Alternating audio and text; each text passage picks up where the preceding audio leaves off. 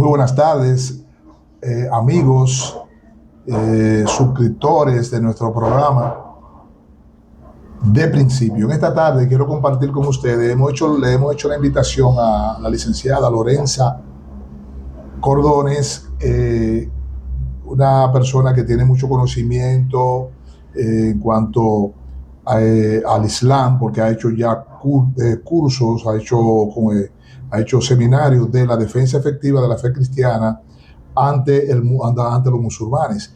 Y como cristianos queremos aclarar algunos puntos que son básicos, fundamentales para el conocimiento de lo que significa el Islam, personas que no conocen lo que es el Islam, y como cristianos nosotros somos aquellos que debemos salir en defensa de la fe cristiana ante un mundo que se está viendo muy golpeado, muy maltratado o muy amenazado por esta religión.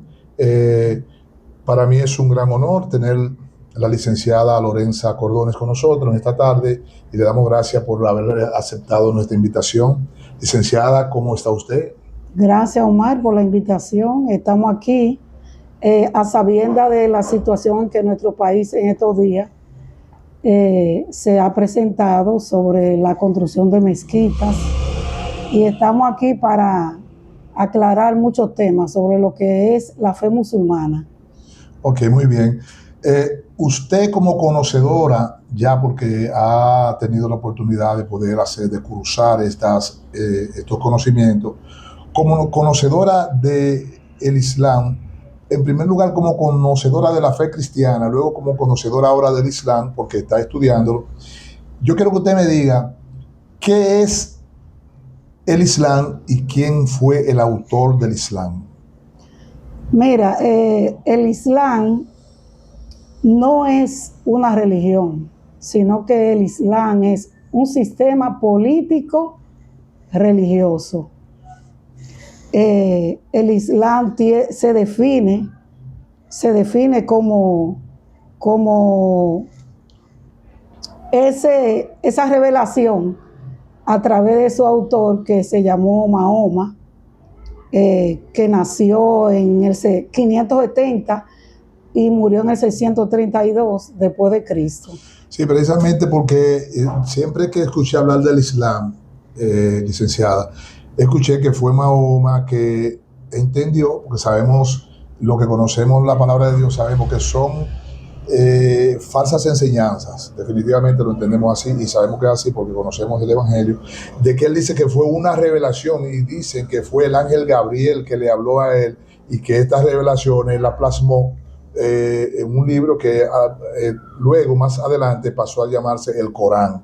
Entonces, ¿qué es en realidad la religión musulmana en sí? Y defina en realidad qué es en sí el Islam.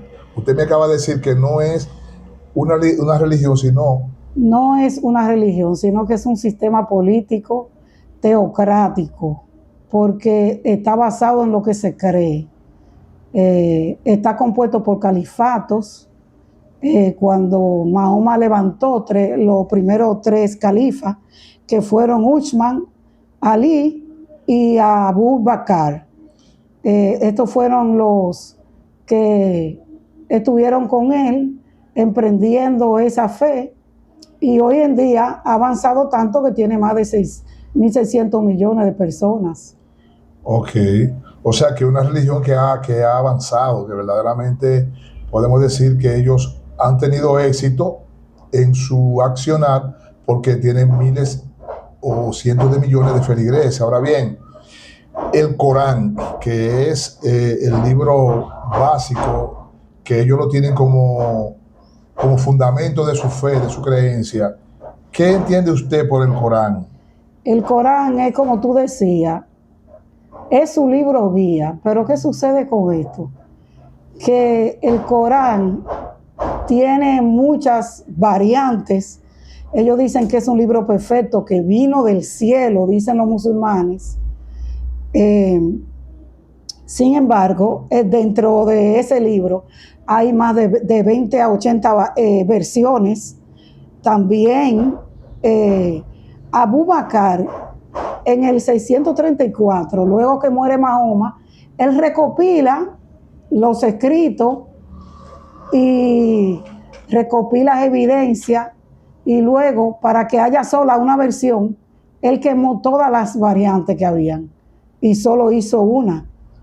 Por eso es que también vemos que en Egipto, en el 1924, el rey Fuad recopiló todo lo que comprendía que se podía formar el Corán, y él le hizo como una actualización. Y las demás escritos, él lo tiró en el río Nilo para ese tiempo. Ok, lo que me parece un poquito extraño, porque se supone que si las revelaciones que tuvo Mahoma y que tuvieron esos califas, podemos decir, se supone que deben haber sido correctas o perfectas, que por ende no debía haber sido desechada. Entendemos que entonces desde el principio ellos tuvieron un error. Hay muchas contradicciones, Omar, sobre esto, porque tú sabes que aparte del Corán, ellos tienen también el Corán. Déjame decirte que el Corán está compuesto de 114 capítulos. Sí, y tienes los suras, que se llaman capítulos, los suras. Las suras y las aleyas. Las aleyas son los versículos. Entonces, este libro tiene mucho palincesto. El palincesto son escrituras que se hacen a mano encima del original. Entonces, aparte de muchas contradicciones que vamos a ver, también tienen, por ejemplo, ellos, aparte del Corán, ellos también seguían de lo que son las tradiciones. Ok, muy bien. Y los hadices. Las tradiciones son libros que se le dicen hadices, que son escritos también por algunos líderes musulmanes, que se le llama imán a esos líderes. Ok, sí, que lo he escuchado mencionar, que precisamente en Irán hablan de eso, de los imanes, que son prácticamente de las personas que están en el más alto nivel eclesiástico de esa religión, los imanes. También tienen otros libros que son referencias, que se llaman las fatuas, que son libros cantados, y las fatuas más o menos son el sistema social de ellos, de cómo ellos manejarse en la vida, todo lo que abarca lo social. Perfecto. Y tienen muchas, vamos a ir mirando de que mientras más vamos a ir mirando más adelante. Ok, muy bien. Entendemos que el Islam tiene, como usted decía, las suras, las aleyas, y se supone que dentro de todas esas cosas deben aparecer cosas dichos o afirmaciones de ellos que hablen de la supuesta veracidad de su religión y de lo que ellos puedan negar de las demás religiones, de lo que Correcto. Ellos entiendan que nieguen de la verdad de las demás religiones. Entiendo que debe ser así, y entiendo que eso podemos ver, vamos a ver adelante, como usted me acaba de decir. Ahora bien, yo quiero saber qué creencia profesa el Islam, o quién es su Dios. Bueno, por ejemplo, su Dios es Alá y su profeta es Mahoma. Ellos tienen... Antes de todo, Alá... ¿Esa religión es monoteísta o es politeísta, o entienden que ese Alá es...? No, ellos solamente creen en Alá, okay. Aunque ellos adoran ciertas cosas. Por ejemplo, entre ellos están los sunitas y los chiitas. Precisamente había escuchado hablar de eso, de los sunitas y los chiitas. Pero también ellos tienen hay como otras variantes dentro de ellos que creen en los dioses hindúes. Okay. Y creen en el agnosticismo también. O sea que hay como una mezcla. Okay. Pero la primera creencia que ellos tienen, la confesión de fe dice que Dios es Alá y que Mahoma es su profeta y que no hay otro. Esa es su confesión de fe. Pero también ellos tienen 5 oraciones diarias, que esa es su vida, Omar. Sí, yo creo que ellos a las 12 del día llegan a un lugar, todos no pueden estar trabajando. 5 veces. Okay. Lo que pasa es que los chiitas y los sunitas se diferencian en que uno hace 5 oraciones y otros hacen solo 3. Ok, esas son las diferencias que tienen ellos. Exacto. También ellos tienen lo que es el ayuno de Ramadán. ellos hacen también donaciones, ellos creen que por hacer bien pueden ser libres del infierno. Precisamente, es ellos profesan que por su fe, esa obra es la que lo va a entender. Que lo puede salvar. Ellos también... O sea, es totalmente diferente a lo que es el Evangelio, porque el Evangelio habla de la gracia.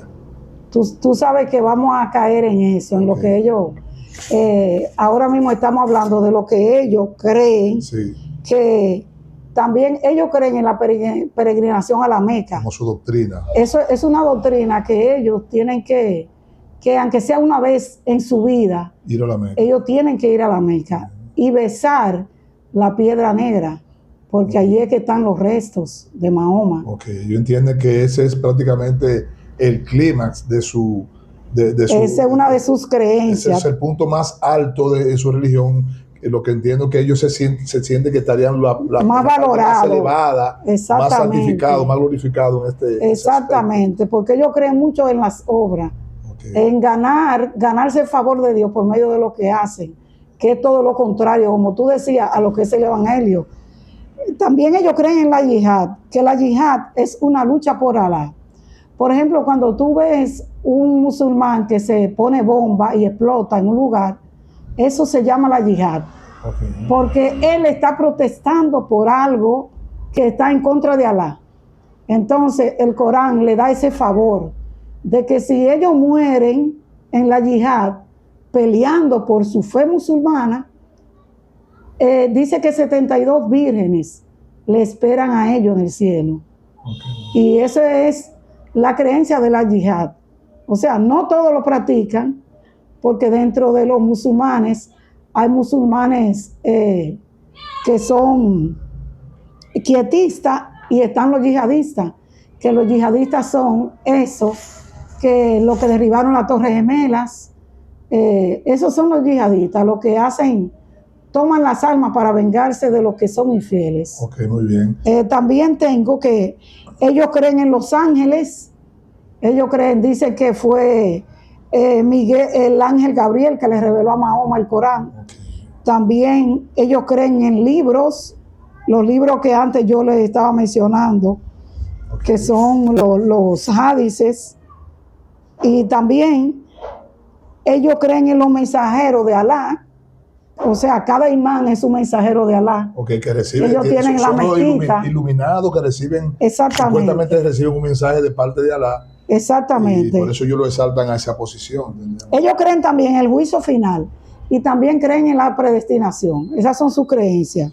¿Qué más o menos pueden ellos entender? O sea, ¿cómo sería el juicio final para ellos? ¿Qué sería el juicio final o qué es?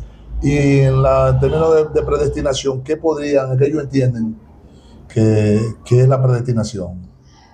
Ellos creen que todo el mundo tiene que estar en esa religión, porque si no, a todo el mundo lo va a mandar al infierno, a que no crea en su religión. Sí. Y también ellos creen en ese juicio final de que serán, porque dice que Mahoma tuvo visiones sobre el infierno.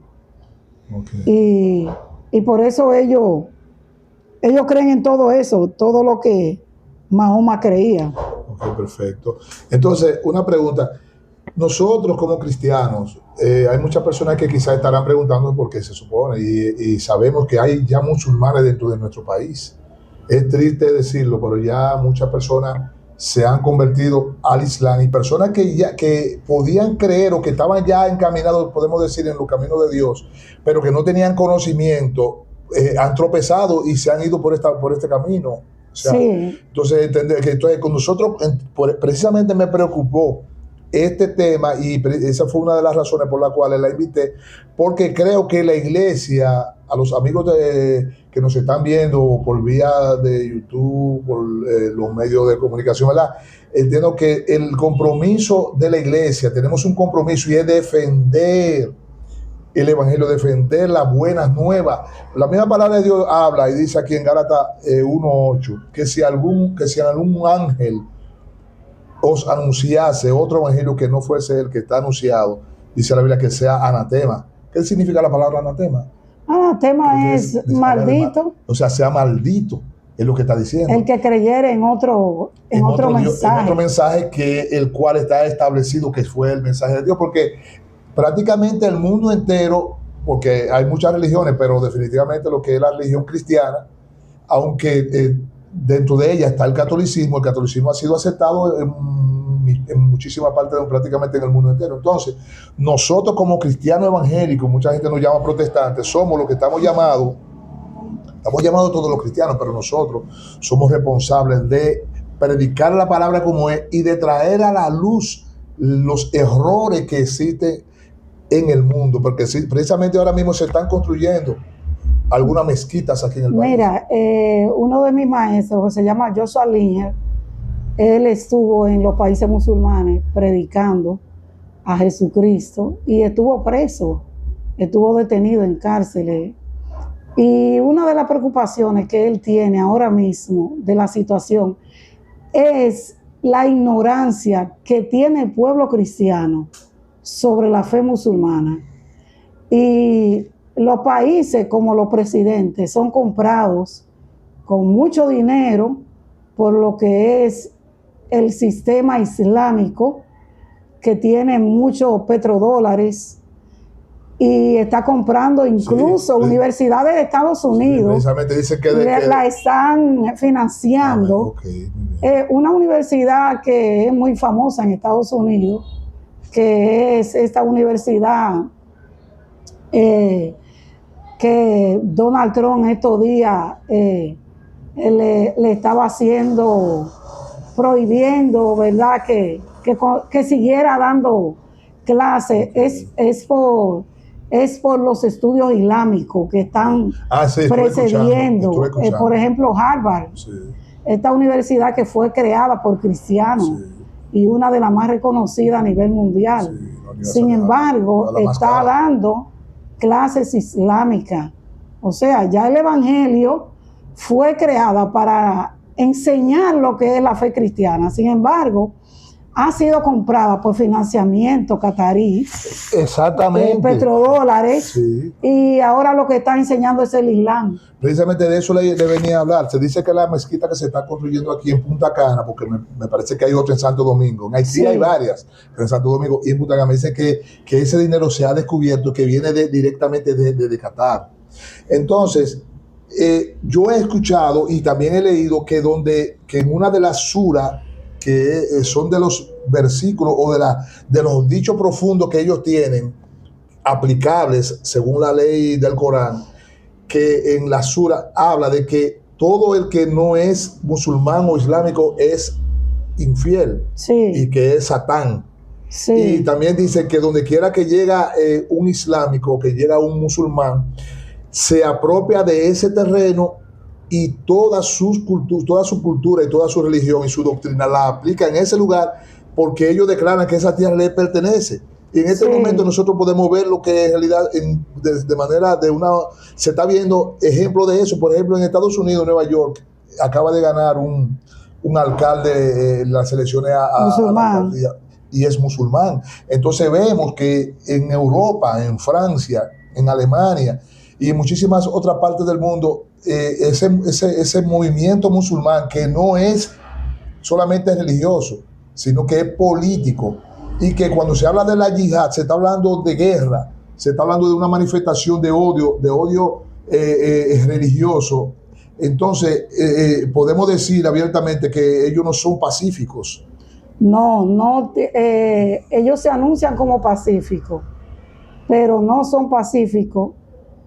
El pacífico fue Jesucristo y el cristianismo sí es pacífico y lo vamos a ver.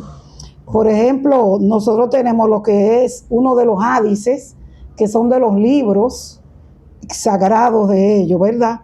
El imán Ahmad Ibn Jabal y Musnadad, en la página 50-90, dice que fui con espada, Mahoma dice, fui con espada para adorar a Alá, humillación y desprecio para todo aquel que no se rinde a mí. O sea, todo el que no es musulmán, la religión musulmana, el sistema islámico, lo tiene como de segunda categoría.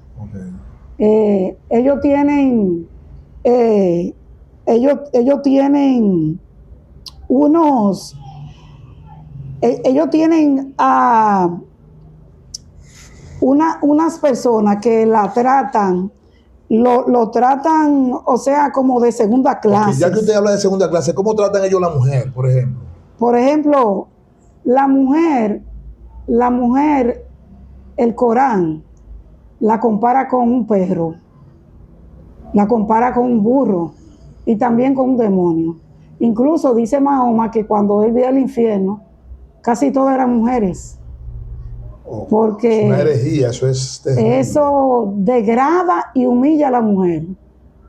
Entonces, nosotros... La tienen como si fuese un objeto. Yo veo que se casan hombres de 50 y 60 años, hasta más, con niñas de 9 y 10 años. Sí, 11 años. Exactamente, como tú dices. Es un objeto, la mujer es un objeto, no tiene ningún valor. Por ejemplo, en países chiitas, como es Afganistán. Irán también. Irán es chiita, pero ellos hay que son más radicales. Más radicales, como Afganistán, Irán, Irak. Yemen. Que allí en Yemen, en algunos lugares de India, cambian a la mujer por una vaca y son musulmanes. Pero entonces yo me pregunto, ¿qué busca? Si ustedes tienen algún comentario, ustedes lo pueden hacer. Y también quiero que nos hagan esos comentarios, porque este es un capítulo de la serie que vamos a tener y vamos a tratar con la licenciada Cordones acerca del Islam y el mundo musulmán o la religión musulmana. Y vamos a ver no solamente esos temas, vamos a ver entre esos otros temas que son relevantes y que son importantes para que el pueblo abra sus ojos. Porque, por ejemplo, ¿puede usted creer que una religión donde maltratan a la mujer, donde las niñas la vendan como esclava, donde la mujer no se le permita estar en reuniones de hombres, no se le permita estudiar, no se le permita trabajar y desarrollarse normalmente como se desarrollan las mujeres? No puede montar bicicleta. No puede montar bicicleta, no se puede quitar un velo de la cara, muchas de ellas. Tiene que taparse el cuerpo completo. O sea, entonces, yo entiendo que definitivamente, hasta por orden psicológico, hasta por psicología, hasta por, ¿cómo decimos? Por lo natural, usted debe entender que una religión falsa, una religión que profesa una creencia radical y contraria a los preceptos de Dios. Mira, Omar, hay un dicho que dice que repita una mentira muchas veces y que llega a ser verdad. Sí. Y esta mentira del Corán y de Mahoma, que ha sido repetida por tanto y que tiene mucho peso económico, entonces se está viendo en el mundo como algo verdadero, pero no es la verdad. Sí. Licenciada, si queremos ver en evidencia, poner en evidencia algo fundamental, ¿cómo trata el evangelio la mujer cristiana? ¿Cómo trata el cristianismo a la mujer cristiana? ¿Qué es la mujer ante Dios para el hombre? ¿Qué significa la mujer? Mira, hay tantas contradicciones en el Corán, porque déjeme decirle, televidente, que el Corán... Hablamos en este caso del pueblo cristiano, estamos hablando de cómo... Sí, porque vamos a ver cómo lo que el Corán dice y lo que dice la Biblia. Okay. Porque la Biblia es nuestro libro de fe y conducta. Porque en la Biblia está lo que es la voluntad de Dios para todo el ser humano, para su creación. Entonces, te decía que dice que el Corán, el 80% de los musulmanes no han leído nunca el Corán, sino escuchan los hadices y repiten lo que el imán de la sinagoga le dice, pero en su mayoría nunca ha leído el Corán. Eso pasa como pasaba con el catolicismo en aquel entonces, que lo leían en latín y que nadie lo entendía, pero lo que te decía el cura o el padre, eso era. Exactamente. Eso es un curantismo, algo oscuro, algo que no tiene... Cuando mi madre estaba chiquita, era en latín que decían la misa en la iglesia, porque no se podía, todo tenía que ser en latín, o sea, no se podía decir en español, porque esa es otra mentira que Satanás trajo, de que la Biblia no se podía leer, Omar, y ese es el engaño más grande, porque la Biblia es la palabra de Dios. Entonces tú me dijiste, ¿cómo dice la Biblia? Señores, cuando a Jesús le trajeron una mujer adúltera, tirándole piedra para matarla, porque así es que matan. Ellos la matan. A la mujer adúltera la matan así en los países musulmanes, piedra, señores. Apedreada. Entonces, ya en los países más avanzados, como Occidente, ellos no la van a matar a pedrada, porque no es su territorio todavía. Pero la matan dándole golpes. Pero ellos están preparando ese terreno. El Corán dice que la golpee, dice que la flagele. ¿Tú sabes lo que es flagelar? Sí, golpearla, hacerla sufrir con látigos, con cosas. Con latigazos. Sí.